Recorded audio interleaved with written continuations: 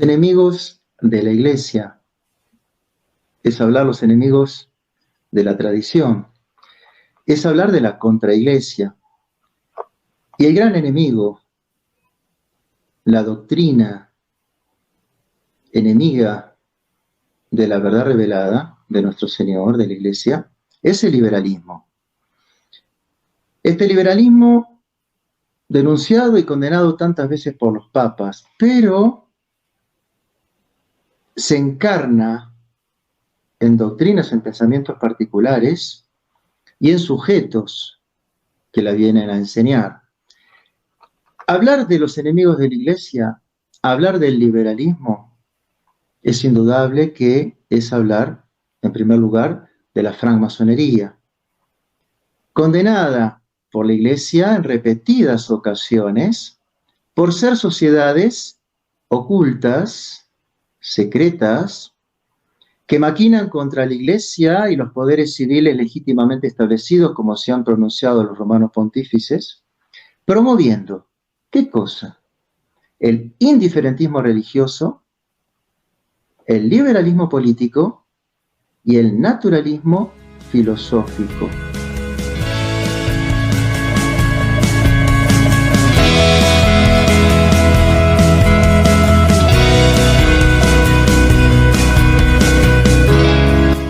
Bienvenidos a Conoce, Ama y Vive tu Fe. Este es el programa donde compartimos el Evangelio y profundizamos en las bellezas y riquezas de nuestra fe católica.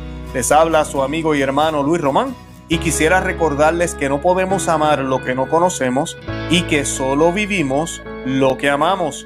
Y en el día de hoy me acompaña un sacerdote, sí, lo están viendo, el padre Ezequiel María Rubio de la Fraternidad Sacerdotal San Pío X desde Centroamérica y el Caribe. Es la persona que está a cargo, el sacerdote que está a cargo de toda esta región, básicamente ayudando también. Y pues él nos va a estar hablando hoy un poquito de la crisis. Vamos a hablar de la crisis, vamos a hablar de la liturgia, vamos a estar hablando también de quiénes son ellos, qué están haciendo en Centroamérica y los malos entendidos que lamentablemente hemos visto en algunos países últimamente con la situación en Panamá. Padre, yo quisiera darle la bienvenida al programa. ¿Cómo se encuentra? ¿Cómo está? Muy bien, muy buenas noches, estimado Luis, el auditorio, por la gracia de Dios, muy bien. Muy agradecido por esta deferencia que usted tiene para con la fraternidad, conmigo en particular, y con el querido padre Bonifaz, que está conmigo, a quien usted le concedió una entrevista realmente muy, muy profunda días pasados, por lo cual, como superior de toda esta región, no puedo sino agradecerles mucho esta preocupación que tiene por darnos a conocer y permitirnos, ¿no? Permitirnos que podamos expresar nuestra voz católica en toda esta región de América Central y del Caribe. Excelente, padre, excelente. Para comenzar, antes de que sigamos con el tema, yo quisiera que hiciéramos una oración y padre, pues usted es sacerdote, usted la dirige en el día de hoy. En nombre del Padre, del Hijo, del Espíritu Santo. Amén. Amén. Vamos a rezar a nuestra Madre. Dios te salve María, llena eres de gracia, el Señor es contigo. Bendita tú eres entre todas las mujeres y bendito es el fruto de tu vientre, Jesús. Santa María, Madre de Dios, ruega por nosotros pecadores, ahora y en la hora de nuestra muerte. Amén. Madre del buen consejo, ruega por nosotros. Sede de la sabiduría, ruega por nosotros. San Pío X, ruega por nosotros. Padre, del Hijo, del Espíritu Santo. Amén. Amén. Gracias, Padre, de verdad que sí. Bueno, para comenzar, yo quisiera también que nos dijera quién es el Padre Ezequiel María Rubio, qué hace, ¿verdad? ¿Quién es? Porque mucha gente yo sé que no lo conoce. Bueno, soy argentino, como siempre digo, mi acento me traiciona, no lo puedo esconder. Nacido en Buenos Aires y ordenado en el seminario de La Reja, de la Fraternidad Sacerdotal San Pío X, en Buenos Aires, en el año 94. Ahí fui destinado, curiosamente, a la parroquia donde me crié, en la capital, y estuve 25 años, 3 años de vicario Y después me tocó el cargo de prior, como le llamamos, el superior o el párroco, durante 22. Y con mis bodas de plata sacerdotales, el superior general de la congregación pasó por Buenos Aires, don David de Pagliarani, y me anunció que tenían pensado enviarme aquí a América Central, a la sede por ahora en Guatemala, para hacerme cargo de esta región, diríamos, como padre provincial de Guatemala, de Honduras, Salvador, Nicaragua, Costa Rica, Panamá, República Dominicana y a partir del febrero pasado también de Colombia.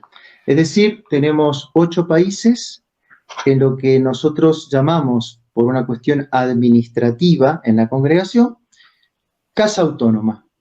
Tenemos los seminarios, casa de formación, los distritos y aquellos distritos que están en proceso, en formación, llamados casas autónomas. Cuando se consolida la casa autónoma, cuando crecen los prioratos, cuando aumentan las feligresías, se da el salto en el orden administrativo y se lo llama ya no casa autónoma, sino distrito. Pero en el orden de las cosas prácticas, es un paralelo, podemos hablar como de la misma realidad, distrito, casa autónoma. Y así pues, entonces, hace 2 años y medio, en febrero del 2020, aterricé en Guatemala y a los pocos días, ya a las 3 semanas, me cayó la pandemia. Y bueno, y empezar a conocer a la gente a través del teléfono, y yo recibía, porque me quedé con el teléfono de mi predecesor, recibía mensajes, padre, mucho gusto, gente de Honduras, gente de todos los países para mí. Digo, ¿cómo? ¿Qué va a ser esto? ¿Cómo hago? Pero poco a poco, cuando se liberaron las trabas, pude empezar a viajar y ya, gracias a Dios, pudimos ya conocer toda la región, con la incorporación, hace 1 año y medio tan solo, de Panamá, como después vamos a tener seguramente un momento como para dar algunas aclaraciones, ¿no? Claro que sí, padre, pues para mí es un honor tenerlo en el programa, de verdad que sí. Ahora, yo quisiera comenzar, usted sabe que en nuestro programa nosotros llevamos aproximadamente unos 3 años, más o menos, y siempre mi afán ha sido el defender la doctrina católica, que es la doctrina que nos dejó nuestro Señor Jesucristo en las manos de sus apóstoles y que ha ido pasando hasta ahora y todavía existe, está viva. Pero sabemos que ha habido una infiltración, que hay una crisis, que han pasado muchísimas cosas, que yo las hemos discutido en mi programa. Yo creo que la gran mayoría de la gente que está viendo la entrevista saben. Ahora, hemos visto en los últimos años, y es la parte que alarma un poco, es el hecho de que hay católicos, clerical, ¿verdad? Gente, sacerdotes, religiosos, y personas como yo, ¿verdad? Laicos, comprometidos y eso, que es lamentable ver que no soportan lo que es católico o son ajenos a lo que es católico y lo ven extraño cuando lo perciben. Por ejemplo, la misa tradicional o el escapulario o rezar el rosario tradicionalmente como debe ser, les choca. O la adoración eucarística en silencio, como se supone que sea, les choca, les molesta, ¿verdad? Cuando digo les choca es que les molesta, les enoja y son católicos. Y no es culpa de ellos, muchos son ignorancia, son décadas de mala formación, mal catecismo, pero yo admiro lo que la Fraternidad de San Pío X ha hecho, admiro también a la Fraternidad Sacerdotal de San Pedro, admiro al Instituto de Cristo Rey, el Buen Pastor, a sacerdotes diocesanos que se han atrevido a aprenderla y seguirla promoviendo, y algunos se han metido en problemas también, pero eso es lo que vemos, una persecución, un ataque, cualquier cosa que sea distinta y no distinta, que de lo que era, se rechaza. ¿Por qué usted cree que eso está pasando?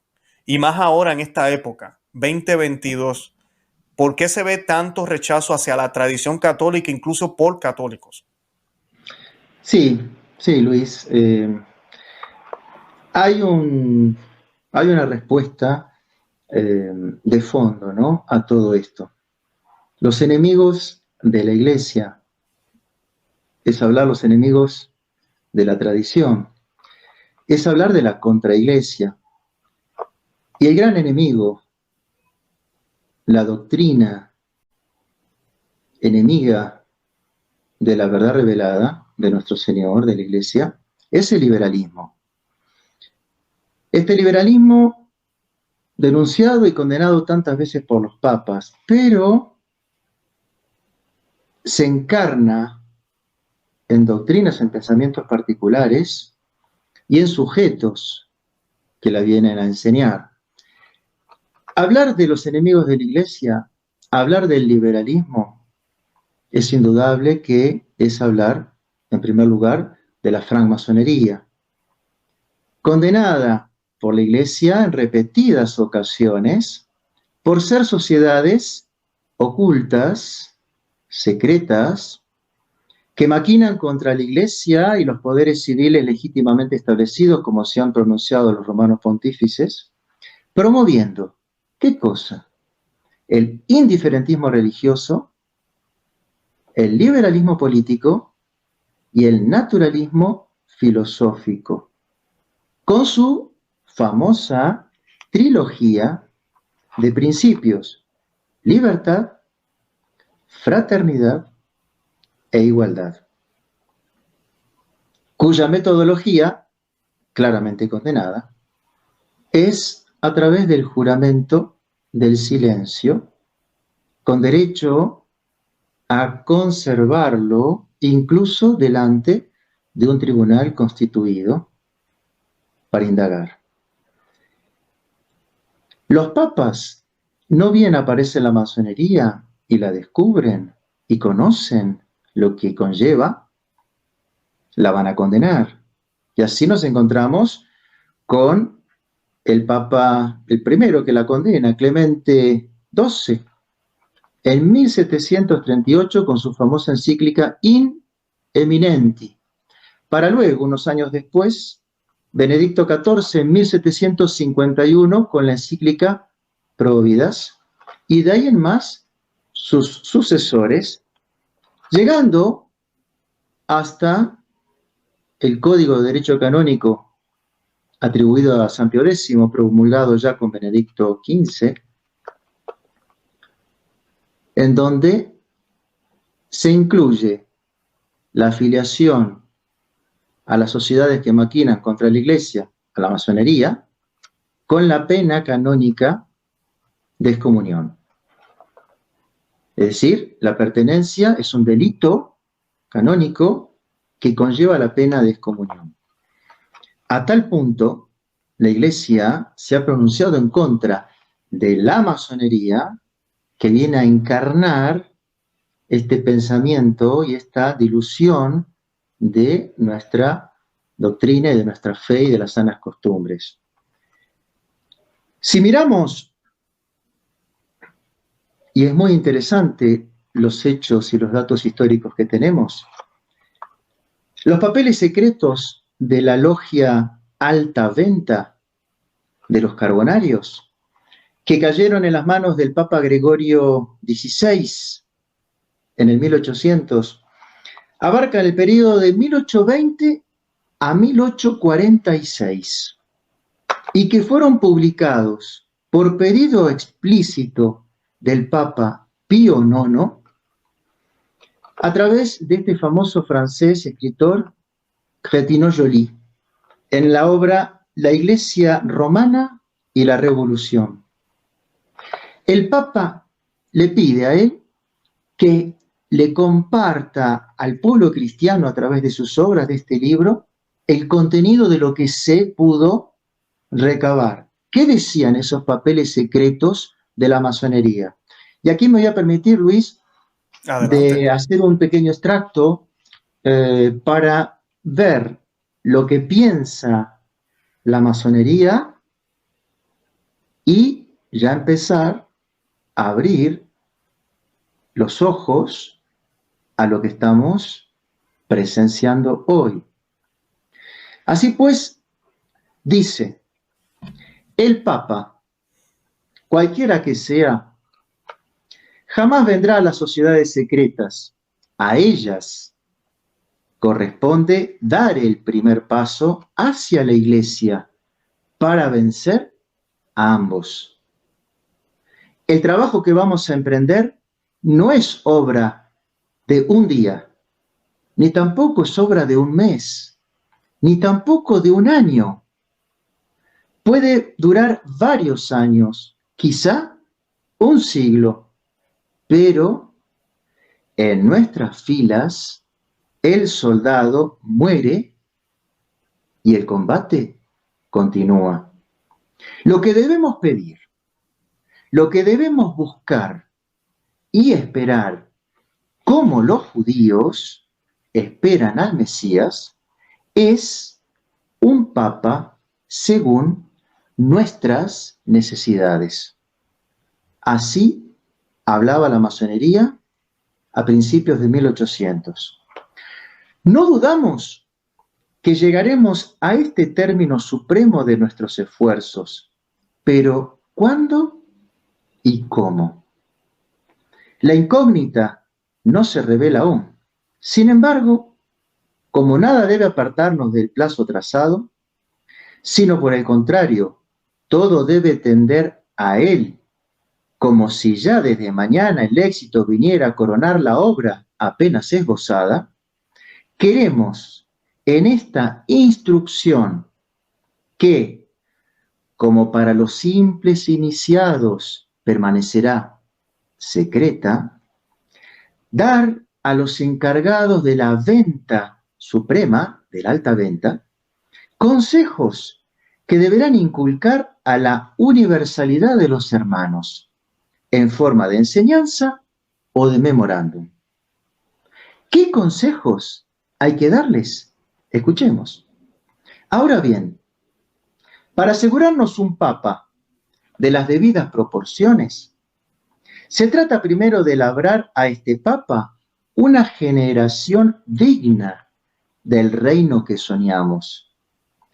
Dejad de lado la vejez, dejadla de lado, y también la edad madura. Dirigíos a la juventud, y si es posible, aún a la infancia. Os ganaréis sin mucho esfuerzo una reputación de buen católico y de patriota sin doblez. Esta reputación hará llegar nuestras doctrinas tanto en el corazón del clero joven como dentro de los conventos. Dentro de algunos años, forzosamente, este clero joven habrá invadido todos los cargos. Será él quien gobierne, quien administre, quien juzgue, quien forme el consejo del soberano y será llamado él a elegir el pontífice que tendrá que reinar. Y este pontífice, como la mayor parte de sus contemporáneos, estará necesariamente más o menos imbuido de los principios italianos y humanitarios que comenzaremos a poner en circulación. Si queréis establecer el reino de los elegidos sobre la tierra, sobre el trono de la prostituta Babilonia, así se refieren a la iglesia, que el clero marche bajo vuestra bandera, creyendo ir siempre tras la bandera de las llaves apostólicas. El engaño.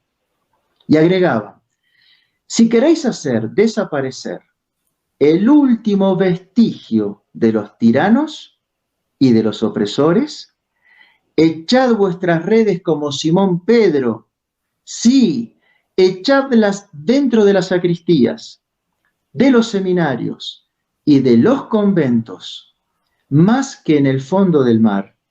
Y si no os apuráis, os prometemos una pesca más milagrosa que la de Pedro. El pescador de peces se convirtió en pescador de hombres. Vosotros os rodearéis de amigos junto a la cátedra apostólica. Vosotros habéis predicado una revolución, famosa cita, por la tiara y la capa, marchando con la cruz y el estandarte, una revolución que no tendrá necesidad más que de una chispa para incendiar las 4 esquinas del mundo. Esto contenido en esta obra por pedido de Pío IX de Cretino Joly.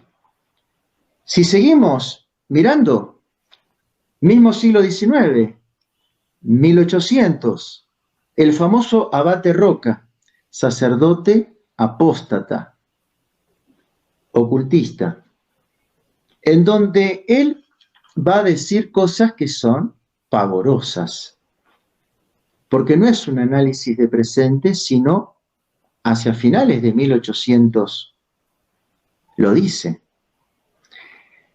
El culto divino en la forma actual de la liturgia, el ceremonial, el ritual y los cánones de la Iglesia romana pronto experimentarán una transformación en un concilio ecuménico que los restaurará a la verdadera simplicidad de la edad de oro de los apóstoles, de acuerdo con los dictados de la conciencia y de la civilización moderna. Y añadía, un cristianismo nuevo, sublime, amplio, profundo, realmente universitario, absolutamente enciclopédico, el cual terminará por hacer descender sobre la tierra todo el cielo, como ha dicho Víctor Hugo, por suprimir fronteras, por suprimir sectarismos, las iglesias locales, étnicas y celosas, los templos divisionarios, los alvéolos que retiñen, prisioneros del Papa, a las moléculas dolorosas del gran cuerpo social de Cristo. Lo que la cristiandad quiere edificar no es una pagoda, sino un culto universal que englobará todos los cultos, todas las religiones. Y luego, en el Congreso Espiritualista Internacional celebrado en 1889, casi llegando al 1900, en donde, en el Gran Oriente de Francia, va a decir, mi Cristo no es el del Vaticano. Con el mundo, y porque es el mundo, Cristo evoluciona y se transforma. Nadie detendrá el torbellino de Cristo. Nadie frenará el tren de la evolución que Cristo conduce por los mundos y que lo arrastrará todo. Los dogmas evolucionan con él, ya que son algo vivientes, como el mundo, como el hombre, como todo ser orgánico. Ecos de la conciencia colectiva siguen como ella la marcha de la historia.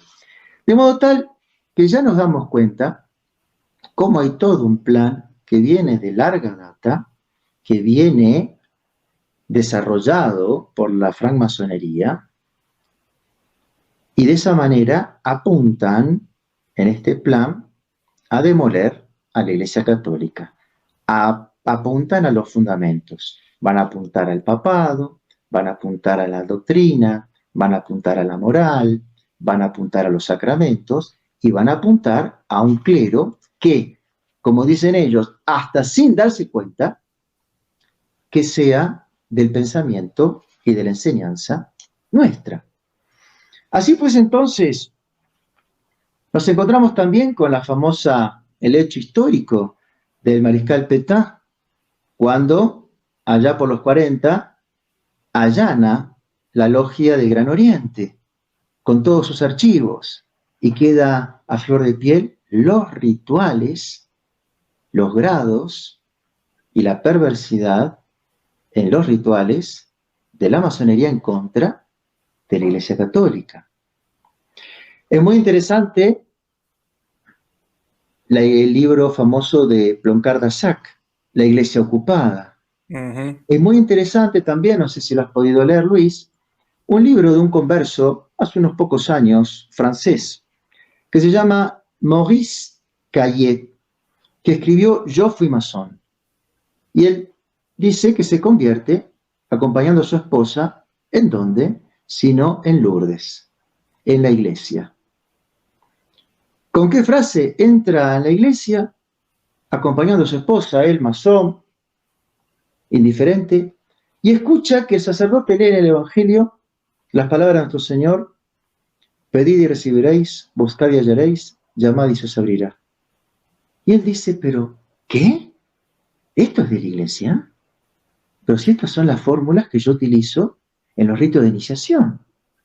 Y recibe la gracia a partir de ahí y se convierte, escribe este libro, descubre los rituales, descubre los juramentos del silencio, y claro, un masón que se convierte y un masón que no mantiene ese juramento de silencio, le pasa lo que le tuvo que pasar: la persecución, quedó sin trabajo, las amenazas, etc. Pero hay material y bibliografía abundante sobre todo esto. Por fin, para no hacer largo el hilo histórico, nos encontramos con un concilio ecuménico, tal como querían los masones, en el siglo pasado. Y oh casualidad, vemos claramente la trilogía de principios de la masonería encarnando, revistiéndose en documentos del concilio. Libertad masónica, la libertad religiosa, profesada por el concilio. La igualdad de la masonería la encontramos en los documentos sobre la colegialidad, la democratización del gobierno en la iglesia, la pérdida de autoridad en la iglesia, el papa presionado y la autoridad que pierde con los obispos.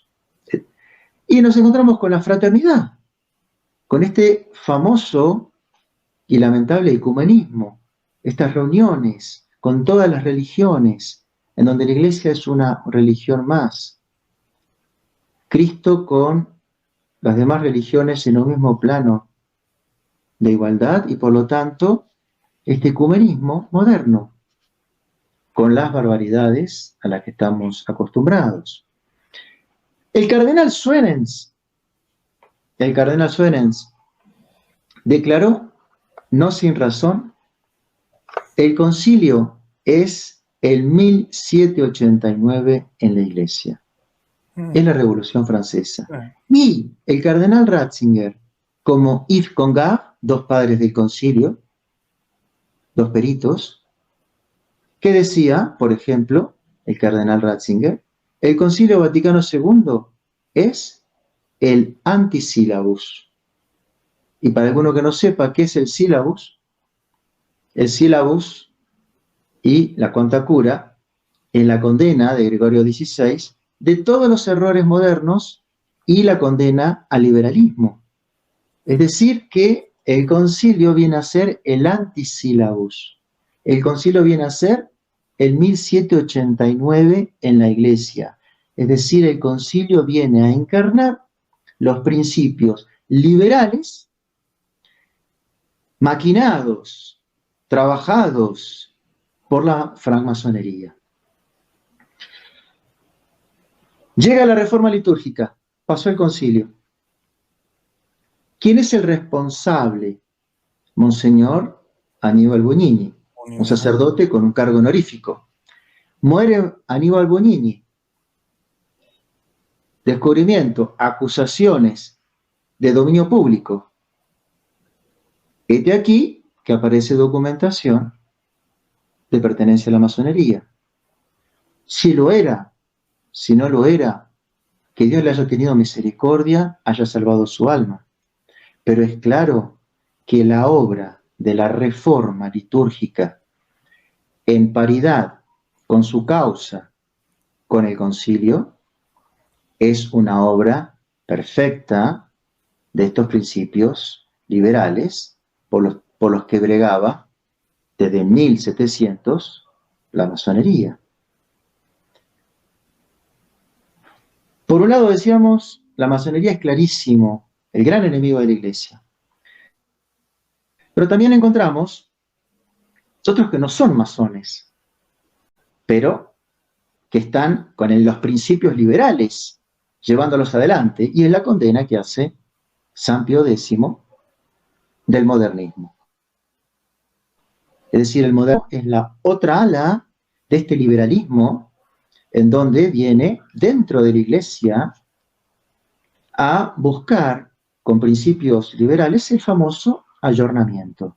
Es decir, esta adaptación, que la Iglesia se acomode de una vez por todas al mundo, que se acomode a sus exigencias, que no lo condene, que busque los puntos para acercarse a él. Y de esa manera empieza a relativizar su doctrina para que no sea tan chocante con el mundo.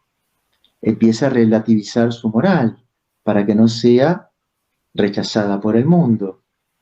Y así pues, los principios liberales se vienen a encarnar a través de esta doctrina que condena a Pío XII llamada el modernismo. Y al fin y al cabo, ¿el modernismo qué es? Es un sentimiento religioso que surge de las profundidades, como dice San Pío X, de las cavernas, de las profundidades del alma, por el cual va a experimentar esta fe y este sentimiento religioso va a venir a formar parte con su experiencia de lo que va a ser la fe del católico. Hoy por hoy, todo es vivencial, ya lo decían los masones, la experiencia. Hoy es ese encuentro, hoy se habla de esa relación personal, esa experiencia personal con el Espíritu Santo. Hoy todo pasa por el sentimiento. Nuestro Señor, en el Evangelio, ¿qué nos decía? Esto, bienaventurados los que creen sin ver, porque debemos estar fundados en las virtudes, no los sentimientos. Debemos estar fundados en la fe, que es lo que es aquello por el cual nuestra inteligencia, iluminada por la luz sobrenatural, cree lo que no ve y adhiere aunque no sienta. Pero, sin embargo, hoy por hoy, el modernismo va a proponer esta doctrina acomodaticia, muy madura para el hombre maduro, para el hombre de hoy, el hombre grande, el hombre que conoce las cosas y que no hay que imponerle nada, sino proponerle, ofrecerle, y todo queda, ¿no es cierto?, en una suerte de relativización. Es curioso cómo podemos ver, por pena, porque esto que quede, como decía el padre Bonifaz días pasados, el hecho de que uno pueda hacer como un análisis de una realidad que tiene delante de los ojos, no es que uno está disfrutando del análisis para echar una piedra, sino es para ver. Hoy no podemos dejar de ver la realidad que tenemos delante de nuestros ojos. Ya no podemos dejar de lamentarnos y de sufrir, de ver cómo nuestra Santa Madre Iglesia católica, apostólica y romana va, según el pensamiento de Roca, hacia ese Cristo cósmico, hacia ese punto omega, hacia esa concepción de Teilhard de Chardin, y va en una metamorfosis.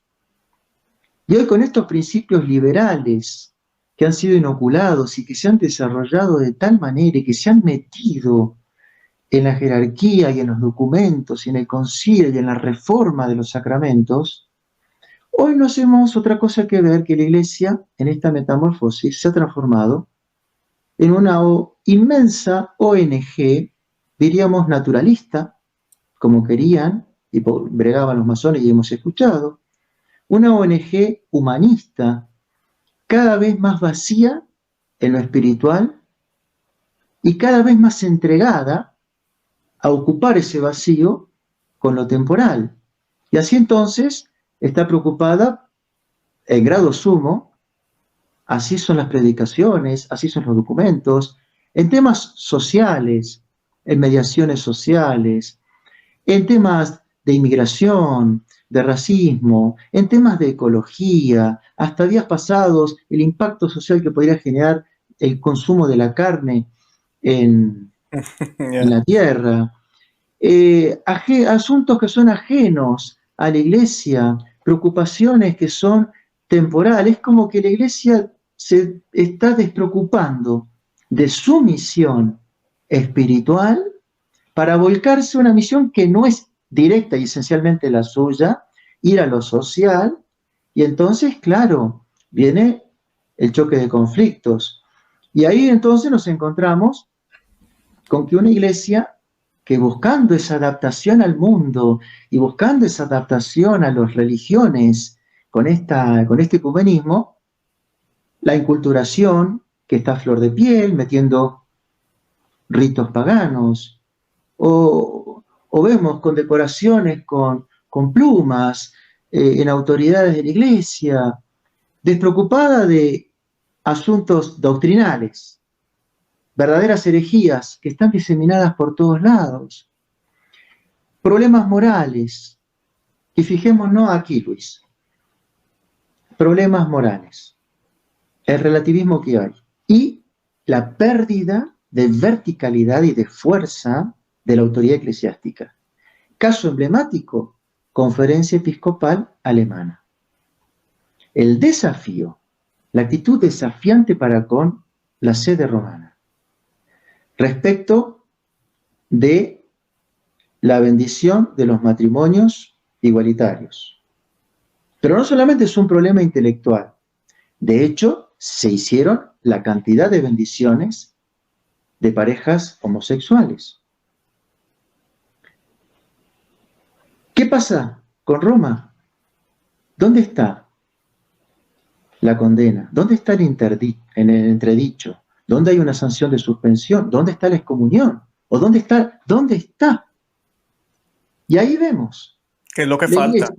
La iglesia en doctrina se difunde las herejías y cada cual opina algo.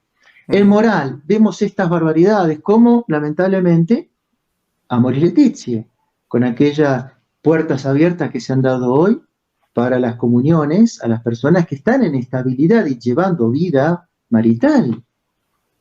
Liturgia. Vemos los escándalos en la liturgia, las ceremonias escandalosas. ¿Y dónde está la iglesia? Pero es que la iglesia hoy se acomoda al mundo. Y la iglesia cede. Y la iglesia afloja. Entonces la doctrina está cada vez más diluida, la moral de la misma manera, el culto y el sacerdocio. Porque el sacerdocio mismo, en la función que cumple en la iglesia hoy, es más bien una función social. No te lo descubrís, no te das cuenta quién es quién, porque se visten como laicos, porque están preocupados por las necesidades más temporales que espirituales. Luis, ¿cuándo escuchamos?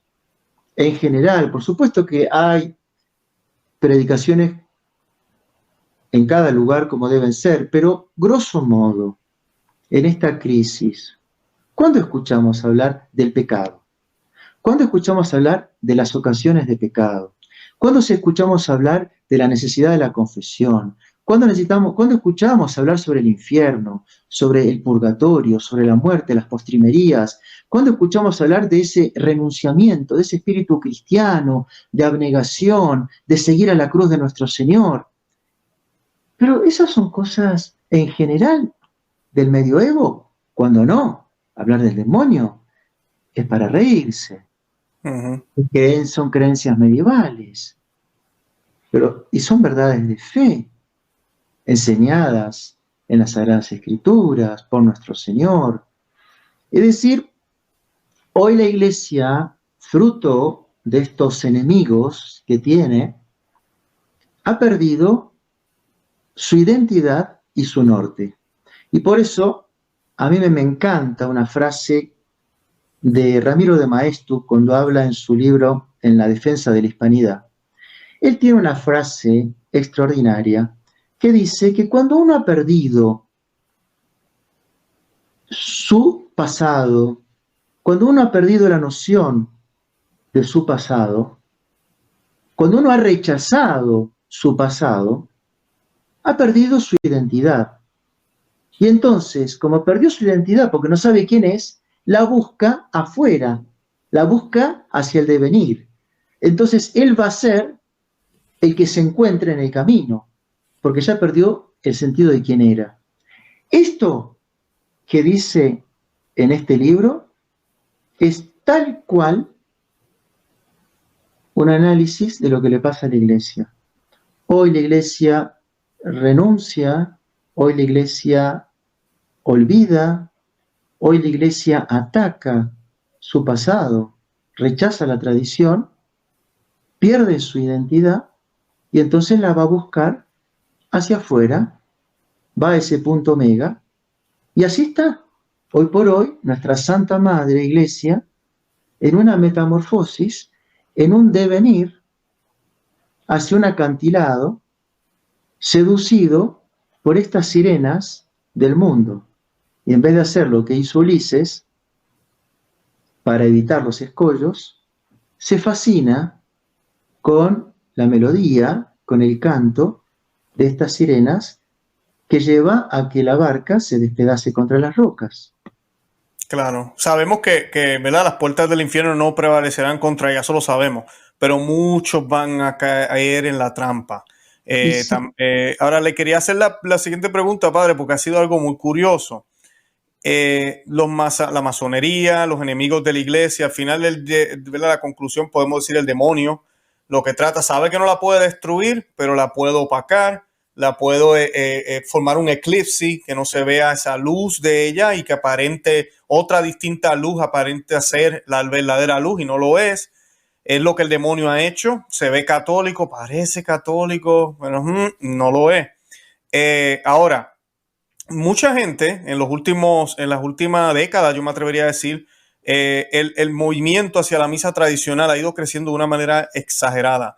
Sí, mucha gente le da las gracias al Papa Benedicto XVI por su Morum Pontificum. Yo creo que sí tuvo un efecto bastante fuerte, pero ya venía, esa corriente ya venía. El Espíritu Santo, ¿verdad? No hay quien le gane, Dios. Y pues ahorita, bueno, ayer mismo salió una entrevista, se publicó una entrevista de un actor muy famoso aquí en Hollywood, Sí. entrevistado por un obispo muy modernista, pero me encantó la respuesta que da el actor. Y el actor le dice, él está haciendo una película, ojalá la película sea buena, no sabemos. El Padre Pío. Del Padre Pío, claro, ojalá sea correcta y no la dañen, ¿verdad? Pero él está haciendo la interpretación del Padre Pío, le ha tocado vivir con franciscanos y terminó convirtiéndose a católico. Yo me alegro muchísimo por el alma de este joven. Pero dice también, la misa tradicional tuvo un impacto muy grande en mí. Él lo dice en la entrevista, se lo dice en la cara al obispo, y el obispo, ¿cómo va a ser? Como que no lo puede creer. Y él le dice, porque no me están tratando de vender algo. Es enfocado en lo que es. Él le dice muy elocuentemente, bueno, yo coloqué la traducción en mi canal, le invito a los que están viendo que la vean luego, no voy a hacer todos los 2 minutos que él explica, pero para ser una persona que se acaba de convertir, es increíble la explicación que él le da al obispo de por qué la misa nueva es ineficiente para él, porque es un énfasis en que yo tengo que participar en vez de colocar el énfasis en el sacerdote para que el efecto de ese sacerdote me active a mí a tener devoción hacia Cristo, que creo que es el secreto, no es el secreto, pero es lo que se vive en la misa tradicional. Entonces, mucha gente se ha dado cuenta de eso y han ido buscando lugares.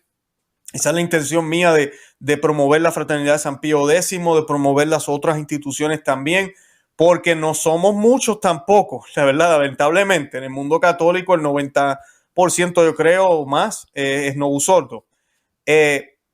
¿Usted cree que, bueno, vamos a decir esto, ¿usted cree que el Espíritu Santo está trabajando ahorita mismo a través de los sucesos que han ido sucediendo? Porque mientras fue publicado Tradiciones Custodes y el obispo Schneider, yo lo tuve aquí en el programa, el obispo Schneider, yo le pregunté qué es lo peor y lo mejor de Tradiciones Custodes, y el obispo Schneider dice, lo mejor de Tradiciones Custodes es que mucha gente ahora se están preguntando qué rayos es la misa tradicional, porque no sabían que había una misa anterior, que hubo unos cambios, que no fue una mera traducción, que fue un rito completamente distinto, es otra cosa.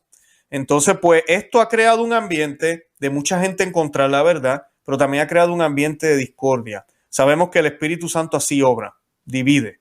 Hay que dividir cizaña, trigo, hay que dividir. Jesús dijo, yo vengo a dividir. ¿Usted cree que ¿Por qué razón usted cree que ahorita eso está sucediendo, en estos tiempos ahora?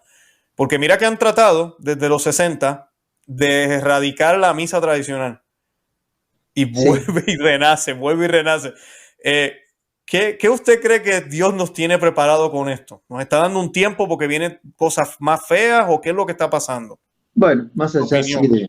sí, es claro, ¿no es cierto?, cómo las puertas del infierno no van a prevalecer y el Espíritu Santo, para aquellos que están de buena fe, eh, todo va a cooperar, ¿no es cierto?, para el bien de sus elegidos. Así están las Sagradas Escrituras. Tradiciones custodes, eh, si lo podemos graficar, sería un intento de sumergir, un intento de hacer penetrar el agua debajo de un zapato con una preta, una cerámica. Pero ¿qué sucede? Que el agua no se mete adentro del cerámico, sino que el agua se va para el costado.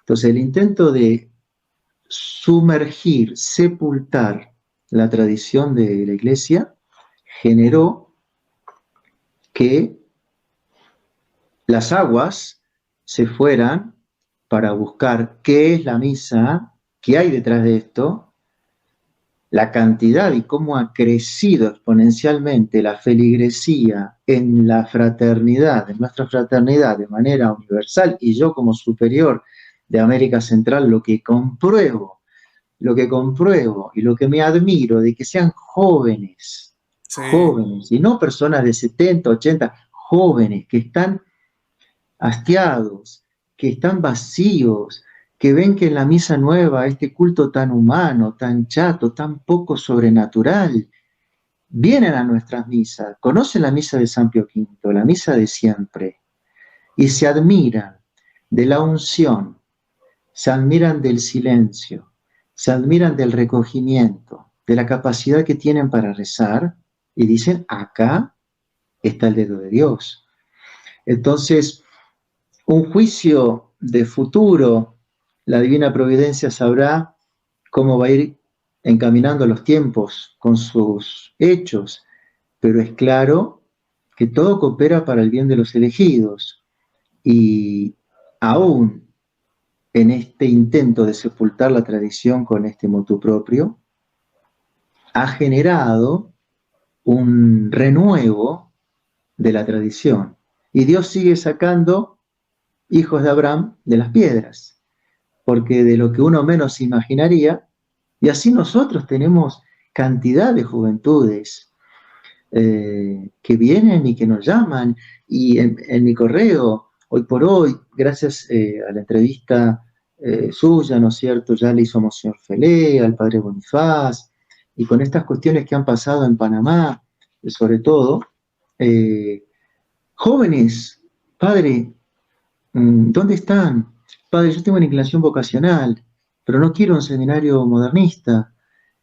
Y uno dice, bendito sea Dios, y ahí trabaja, así porque el trabaja el infierno no va a Espíritu Santo. prevalecer, aunque estén dadas las condiciones para que humanamente todo se desmorone, pero la iglesia es de nuestro Señor, y Él la maneja. Permite la prueba, el ser zarandeados, pero Él la sigue conduciendo. Exacto. Padre, brevemente, ¿qué fue lo que sucedió en Panamá? Que por ahí he visto algunos comentarios, incluso me enviaron un video de un sacerdote, como si ustedes fueron a hacer una protesta o algo así Ay, en sí. una catedral, creo. ¿Qué fue lo que sucedió, padre? Sí, mira, es muy simple, la verdad. Hace un año y medio que estamos en Panamá, ¿verdad? Y si me permitís, Luis, brevísimamente, Adelante, padre, eh, adelante. nosotros vamos a Panamá siguiendo el estilo que nos enseñó nuestro venerado fundador, Monseñor Marcel Lefebvre. Nosotros no vamos a ningún lugar a imponernos. Nosotros vamos en tanto y en cuanto los fieles nos llamen porque quieren los sacramentos, que quieren la misa de siempre y no la tienen y no se las da. En Panamá, en Panamá sucedió algo muy particular. La JMJ en el 2019, la Juventud Mundial, ¿no es cierto?, la Jornada Mundial de la Juventud, provocó que dentro de la cantidad de sacerdotes y obispos que participaron, hubo uno de Estados Unidos que rezaba la misa de San Pío V. Y la rezó en la iglesia del Carmen, que ahí está en Vía España, muy importante. Una iglesia de los carmelitas neogótica, muy bonita. Claro, cuando los fieles van a la misa de un obispo y encuentran y ven y conocen la misa de San Pío V, bendito sea Dios, porque es un impacto. Quedaron una semana de la misa de San Pío V, bendito sea Dios. Se van, termina la jornada, y un grupo de fieles, claro, escriben, desean el que Monseñor, la autoridad, ¿no es cierto?, competente, Monseñor Ulloa, les pueda facilitar poner un sacerdote a cargo para que rece para esa cantidad de fieles que fueron muy grandes, la misa de San Pío V, amparándose incluso en el motu propio de Benedicto XVI. Pues esta situación, estas cartas, este petitorio, porque se llegó a conseguir realmente una suma de firmas muy grande, no fue visto, no fue recibido. Se solicitaron entrevistas con el arzobispo de Panamá, nada. Y entonces, pidiendo y no encontrando el más mínimo eco a todo esto, es que los fieles contactan a este sacerdote tan bueno que usted ha tenido la deferencia también de recibir, como es el padre Michael Rodríguez, que reza la misa de San Pío V. El padre entonces, Michael Rodríguez, organiza una jornada breve de una semana y generó un revuelo inmenso y una campaña muy grande a través del arzobispado e incluso amenazas de excomunión, como por la zona de Chorrera, en Panamá, para aquellos que participaran de la misa de San Pío V. Porque acá no tiene cabida y ese sacerdote no tiene licencias para rezarlas tampoco.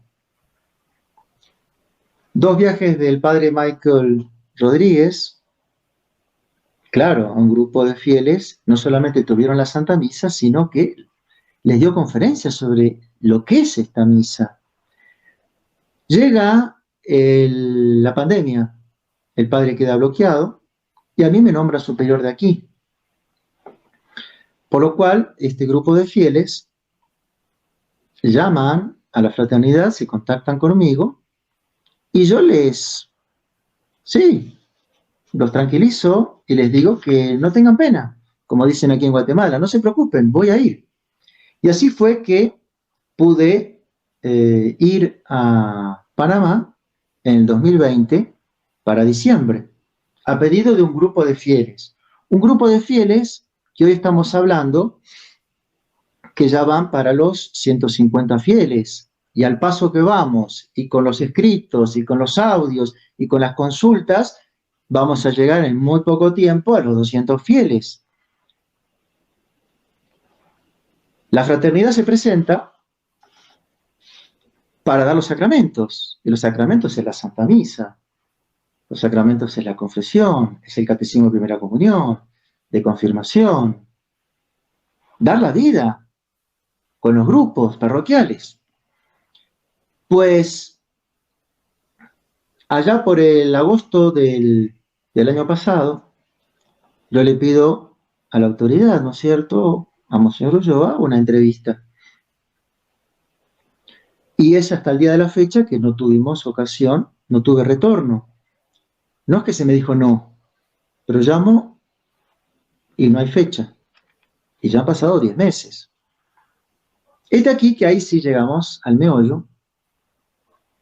Por el mes de junio-julio, vos sabés que el 22 de agosto, en la liturgia de tradicional es el Corazón Inmaculado de María, 22 de agosto. Entonces yo dije, qué lindo, como organizamos en cada país, de nuestra casa autónoma, de nuestro distrito, de nuestra provincia, vamos a hacer una peregrinación con nuestro grupo para encomendarnos, en este caso, a nuestra Madre del Cielo, a María Santísima. Y así pues, fui al Santuario Nacional un sábado al mediodía, me recibió una persona que estaba en la puerta de civil, me pregunté, ¿hay misas? No, acá no hay misas, en este horario, padre, nunca hay misas. Y había 2, 3 personas. Entonces le digo simplemente, tengo ganas de venir con un grupo de fieles a rezar. Sí, cualquier cosa me dice, le dice al de seguridad. Para mí seguridad era él, como el otro, el jefe de seguridad. Yo vengo de otro país, de Argentina. Para mí era una formalidad, pero porque él me dijo, sí, no hay problema. Pero cualquier cosa le dice bueno, está bien, aparte como van cambiando los de turno, de seguridad, que hoy estoy, después es un teléfono descompuesto. Bueno, organizamos para el primer fin de semana de agosto una peregrinación y así salimos. Nos agarró un poco la lluvia, pero salimos cantando la Ave María, la bandera papá, la bandera de la fraternidad, la bandera de Panamá, mamás con chiquitos, cochecitos, carritos, bebés, alzados, con el rosario en la mano, se puso a llover, la gente por la vía 50, principal de Panamá, la gente veía este centenar, porque se juntó un centenar de fieles, fuimos rezando, llegamos al santuario, como inclusive por la providencia hizo que tengamos los videos, llegamos al santuario, yo llego y les digo, bueno, vamos a entrar con todo el respeto para hacer nuestra consagración y salimos. Un señor estaba ahí en la puerta lateral del santuario, cuando entras en el estacionamiento, nos abrió las 2 puertas y la providencia hizo que ya había una señora dentro de la fraternidad que se puso a filmar. Y entró yo y entraron fieles con el mayor silencio, nadie había. Entramos, nos pusimos de rodillas, miramos a nuestra madre que tiene una imagen bellísima, consagramos la fraternidad al Corazón Inmaculado, consagramos las familias, los vivos, los difuntos, nuestro apostolado, nuestras preocupaciones, cantamos la salve de pie y cantándolo María, Madre mía, salimos, como también están en los videos, o en las cámaras de seguridad. Salimos por la misma puerta, nos abrió gentilmente este hombre, y cuando estamos sacándonos la foto, una persona me dice, padre, hay un personal de seguridad que está muy molesto por esta reunión, así que le pide que hable. Sí, no tenga pena, nos sacamos la foto y me presento. Y cuando me presento a otro hombre de civil, que lo saludo, y me dice, padre, usted tendría que saber que usted tenía que haber pasado por el obispo. A mí me llamó la atención que un personal de seguridad se haya puesto tan firme con un sacerdote, pues normalmente no encarnan a tal punto un enojo, mantienen una cierta relación de diplomacia. Entonces le dije, pero mire, discúlpeme, yo vine, no, usted tendría que haber salido, acá está el superior de seguridad. Ah, bueno, mucho gusto, le digo, no, me dice, usted no le doy la mano. Yo digo, bendito Dios, un hombre mayor, un hombre va de mi edad, que, bueno, no me da la mano. Entonces me dice, sí, pues usted tendría que haber sabido que la seguridad está a cargo de los sacerdotes. Perdóname, le digo, ¿es un sacerdote? Sí, me dice. Entonces le digo, padre, discúlpeme, claro, si estaba de civil, ¿cómo voy a saber? Perdón, padre, que no, usted no le dio la mano. Usted tenía que haber tenido la autorización del obispo.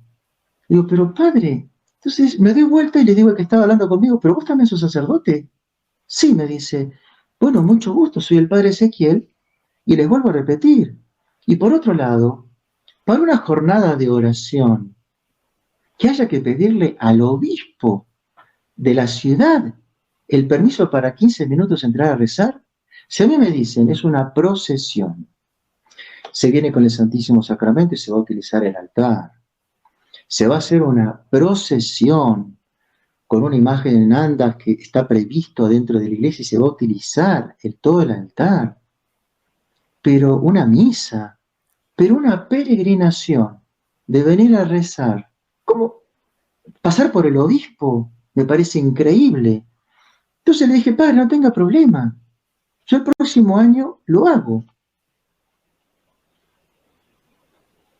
Pero lamentablemente desde octubre del año pasado, estoy esperando que Monseñor me reciba. Y han pasado 10 meses. Entonces el padre ahí me dice, bueno, justamente, es que ustedes no están en comunión con la iglesia. Ahí está el problema. Le digo, padre, hagamos una cosa. Si usted quiere que yo el año que viene le traiga el certificado, ayúdeme. Consígame usted la entrevista con Monseñor. Para lo cual, ahí ya, tercera vez le había pedido, por fin, digo, padre, por favor, hasta por caridad sacerdotal, deme la mano, salúdeme. Bueno, terminó y a las horas, salió este comunicado que se viralizó por WhatsApp y que al día siguiente uno de los padres, del cual ahí está el video, ¿no es cierto?, de San Judas Tadeo, repite lo mismo, que nosotros irrumpimos el santuario nacional. Irrumpir es entrar por la fuerza, violentar. Nos abrieron las puertas, entramos pacíficamente, no había nadie. Nosotros no irrumpimos nada, y están los videos que lo corroboran. En segundo lugar, para exigir la misa latina, la misa de siempre, nosotros fuimos a consagrarnos a la Virgen, nosotros fuimos a exigir que nos abran la sacristía ni nos abran el altar para poder rezar la Santa Misa. Motivo por el cual uno dice, ¿por qué? ¿Es necesario que se termine faltando a la verdad? ¿Es necesario que se ensucie como para hacernos creer a la opinión pública que fuimos como unos vándalos, que entramos así para forzar, y forzamos, no sé si las puertas, irrumpimos violentamente, y cuando todos los videos muestran la tranquilidad, el respeto, mujeres, grandes, niños con su mantilla, los chiquititos, los pequeños, carritos, bebés alzados, y como si fuera poco, el que no estamos en comunión con la iglesia.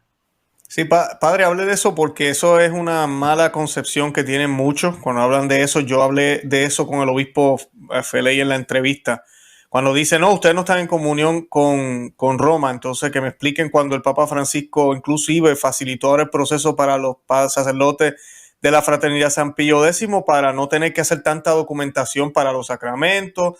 E inclusive en eso el Papa Francisco ha sido muy buena gente con la Fraternidad de San Pío X, con lo de los matrimonios también recientemente, porque sabe, son parte de la iglesia. Claro. Son parte de la iglesia. Hay unas cosas que hay que resolver judiciales, pero son parte de la iglesia. Claro, porque si nosotros, como ellos dicen, no estamos en comunión, la lógica me dice, yo estoy fuera de la comunión, entonces estoy excomulgado. Uh-huh. Si yo estuviera excomulgado porque no formo parte de la comunión, el Papa con nosotros no tendría ningún gesto porque somos una religión aparte. No se metería en la administración de los sacramentos. ¿Por qué? Porque estamos en otra comunidad, como el Papa no se va a meter en la administración de los sacramentos de los ortodoxos, griegos, si los sacramentos no fueran válidos, entonces, pero como son válidos, tiene el deber. Ahora bien, el Papa bregó en el año de la misericordia, 2015, para concedernos de una manera lícita, legítima, para que nadie tenga ningún escrúpulo, el que podamos confesar y levantar inclusive las penas de excomunión por el aborto. 2016, Misericordia et Misera, amplía, sine die, el mismo Papa Francisco dice, sigue abierta, los de la Fraternidad San Pío X pueden seguir confesando. Sin embargo, hay gente, uno dice, ¿por qué? Si hasta el mismo Papa Francisco lo dice en Misericordia et Misera, que nos amplían en el 2016, terminado el año misericordia, ¿por qué dicen ahora que no tenemos más esa facultad? Sigue la licencia para los matrimonios. Si yo no estoy en comunión ni con el Papa y no soy parte de la Iglesia Católica, Pues, señor, el Papa, como se dice, ni fu ni fa con nosotros. Pero si el Papa brega y le pide a los obispos, porque sabe que somos católicos, ¿cómo puede ser que nos traten y nos difamen como si no lo fuéramos? Porque al fin y al cabo, como Luis, vos muy bien decís, una cosa es una armonía canónica que se pueda tener para lo que sería, entre comillas, esa plena comunión, pero el asunto bien tratado es las objeciones que la Fraternidad Sacerdotal San Pío X presenta en orden a algunos documentos del Concilio Vaticano II, estos que tocan a la libertad religiosa, a la colegialidad, al ecumenismo, la objeción que plantea el nuevo rito, un rito que ha perdido la noción del sacrificio propiciatorio de nuestro Señor por un culto de intercambio del pan y del vino para ser convertidos en una comida, una vida espiritual, como ahí tengo una de las conferencias que te brindé estos links para que las puedas también ofrecer a la gente. Pero estas objeciones que planteamos en conciencia, doctrinales, litúrgicas, son las que en este momento tienen el peso por el cual la congregación católica como es, adolece de esa regularidad jurídica o canónica. Pero estamos en comunión, somos católicos. Claro que sí, claro que sí. Pero sin embargo, Yo le quiero invitar a la audiencia para que vayan a la biblioteca de mi canal. Nosotros tenemos una entrevista, mencionamos al obispo Bernard Feley, es uno de los 4 obispos que fueron, ¿cómo se dice?, consagrados por Marcel Lefebvre o Lefebvre. Y pues él habla explicamos, tuvimos que hacer 2 partes, porque es un poco extensa, pero hablamos todos estos temas para los que tengan dudas. También yo tengo otra entrevista con el obispo Atanasio Schneider. Y Atanasio Schneider fue parte del comité cuando Benedicto XVI estaban en negociaciones y justo antes de su Morum Pontificam, tratando de resolver todo esto. Y él tuvo que visitar varios de los lugares de la fraternidad y él explica en cómo la fraternidad es católica completamente, eso lo sabemos. Y además de eso, de que hablamos del tema de los católicos que tal vez no fueron bautizados en la fraternidad, pueden ir a la fraternidad. Todo eso lo hablamos ahí con el obispo Schneider.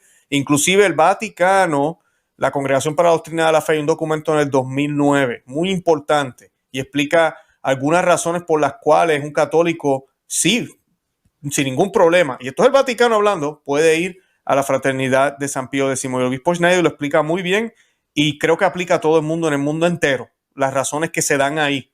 Y algo muy importante que aclaramos en todos estos programas, y también hicimos el del padre Boniface, el video del padre Bonifaz.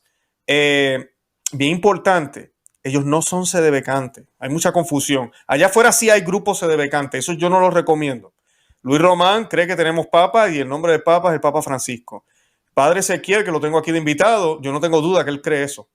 No solamente, y no solamente, no solamente sostenemos esto, sino que en la Santa Misa, en el canon romano, mencionamos en cada misa al Papa, en este caso Francisco, y según la ciudad en la que estemos, al obispo diocesano. Yo todas las misas que estoy en Panamá, por ejemplo, rezo por Monseñor Ulloa.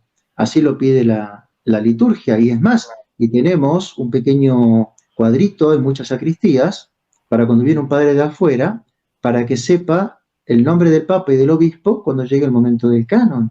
Claro, no somos sedevacantistas, Monseñor tampoco lo fue nunca. Correcto.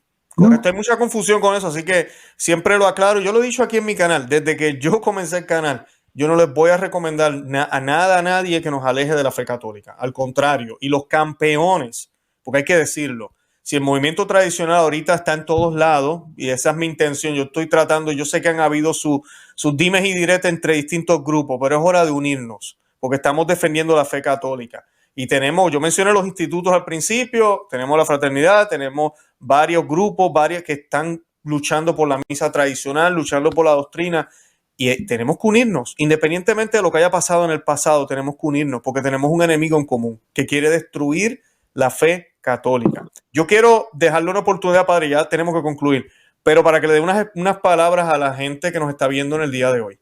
¿Qué consejo le da a las familias tal vez que todavía están yendo a parroquias novusordos y lo sienten, saben que hay algo mal, pero a veces no se atreven a irse o se sienten como atados o porque tienen que viajar un poquito? Yo lo he dicho muchísimo en mi canal, toca viajar.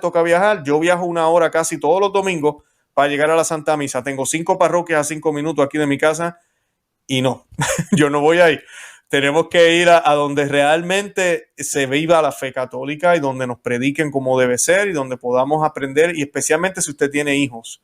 Yo que tengo 2 niñas pequeñas, yo no quiero que ellas vean mujeres en el altar, yo no quiero que ellas vean una misa bailando o el ministerio de danza en medio de la misa o la gente recibiendo al Señor en la mano. No, yo voy a una parroquia donde se hagan las cosas. El consejo que yo les podría dar, Luis, es, San Pablo lo dice, ¿no?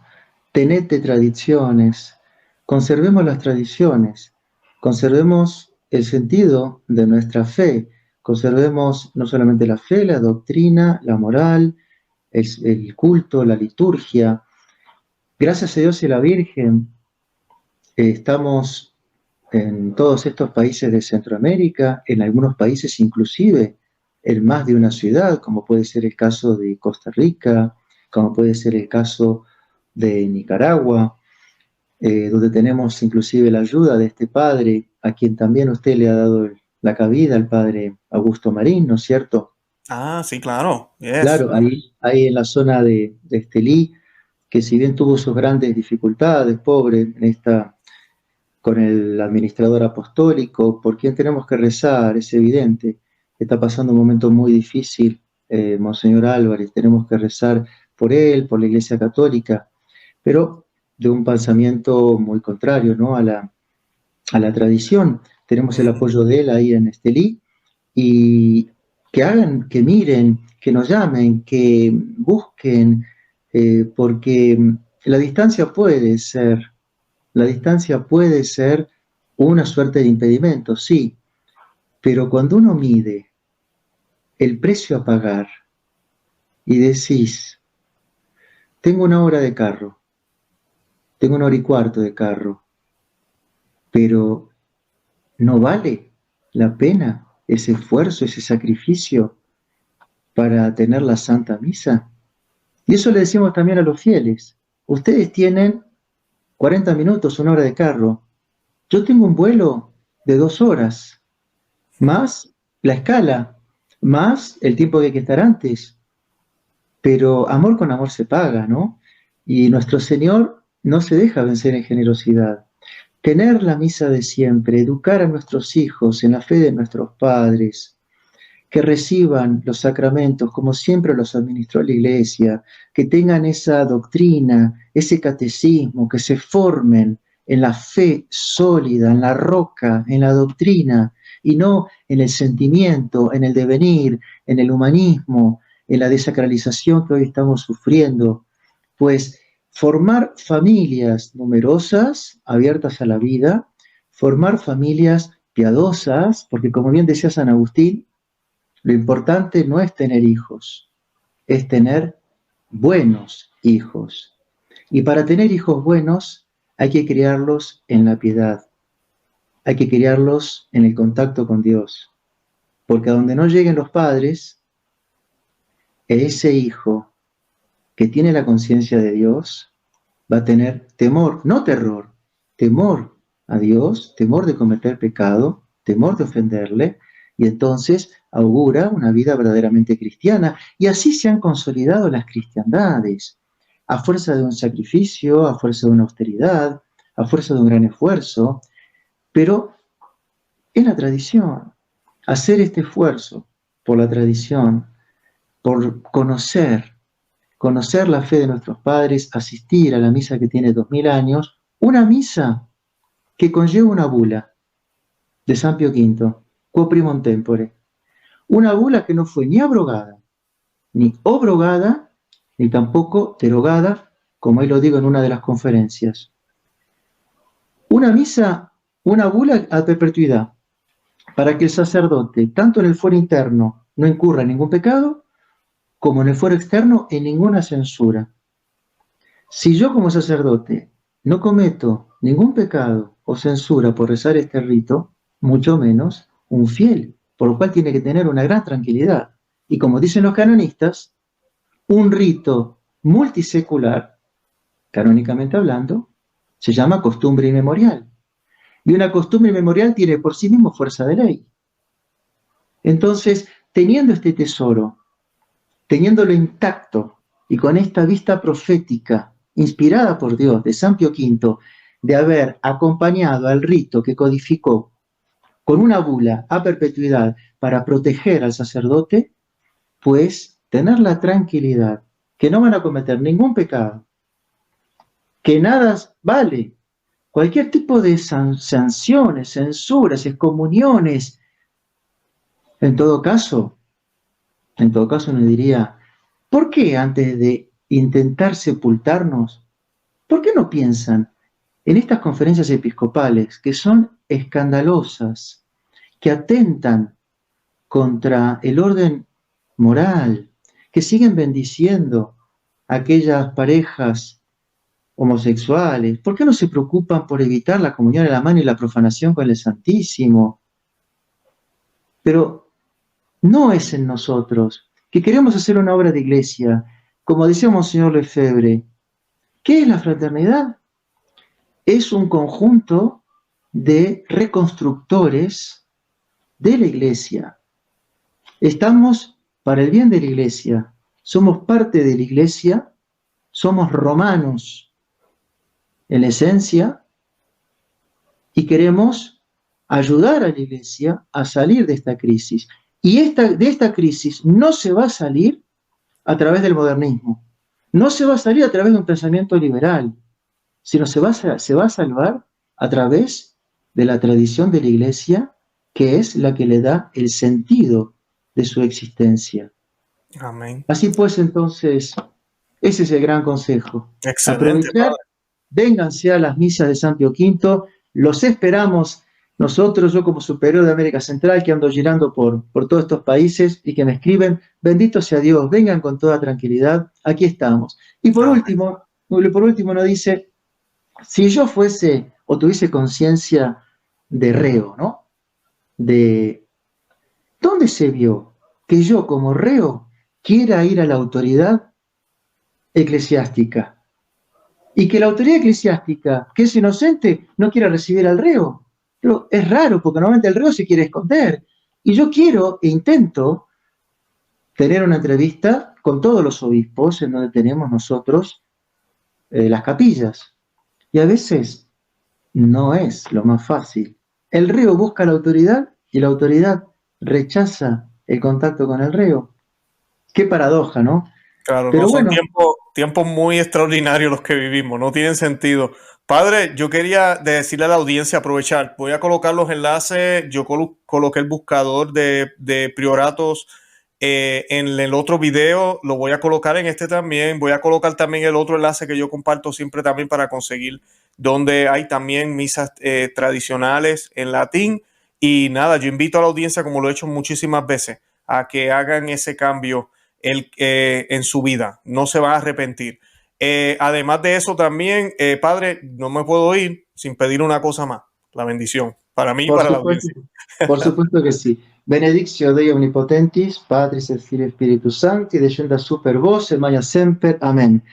Luis, Dios te bendiga. Muchísimas gracias por esta posibilidad que nos das de poder tener esta voz, ¿no es cierto? Y dar a conocer la tradición aquí en Centroamérica. Que la Virgen María te bendiga con creces. Gracias, Padre, de verdad que sí. De verdad que un honor tenerlo y ojalá que no sea la última vez. Con eso nos despedimos. De verdad que los amamos en el amor de Cristo y Santa María, ora pro nobis. Que Dios me los bendiga. Amén. Bye, bye.